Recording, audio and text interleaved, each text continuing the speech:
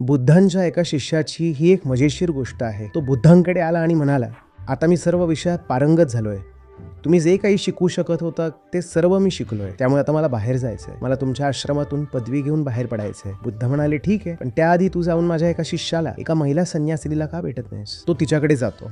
ती एका उंचावरच्या ठिकाणी राहत होती. तिथं पोहोचण्यासाठी पायऱ्या चढाव्या लागत होत्या. तो माणूस वर चढत तिच्याकडे पोहोचतो आणि विचार करत असतो, खूप उकडतंय आणि मी दमलोय, मला खूप घाम आलाय. आणि ती त्याच्याकडे येते आणि त्याला एक टॉवेल देते. तो म्हणतो, छान, मला नेमकं जे हवं होतं तेच ती देते, पण जर मला थोडं थंड पाणी सुद्धा मिळालं असतं तर किती छान झालं असतं. आणि लगेचच पाणी येतं. त्याने अजून आपली इच्छा बोलून दाखवलेली नसते. तो म्हणतो, नशीब चांगलंय, मी ज्या ज्या गोष्टीची इच्छा करतोय त्या मला मिळतायत. मग ती म्हणते, तू इथं बसून थोडा आराम का करत नाहीस? मग तो बसतो आणि थोडा वेळ आराम करतो. मग त्याला वाटतं की आता जेवणाची वेळ झाली आहे, पण ही एकटी महिला मला काय जेवण देऊ शकणार? आणि पुढच्या काही मिनिटातच ती नेमकं तसंच जेवण घेऊन येते ज्याची त्याला अपेक्षा होती. आता त्याला काहीतरी विचित्रच वाटू लागतं.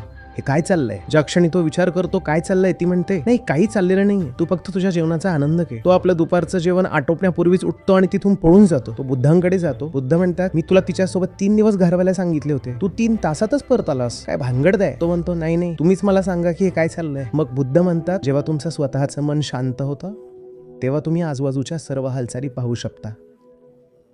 पुढे ते म्हणतात, ती खऱ्या पदवीधराचं एक उदाहरण आहे. ती खऱ्या अर्थाने पदवीधर झालीये. आता तू स्वतःला विचार की तू पदवी मिळवण्यासाठी पात्र आहेस का?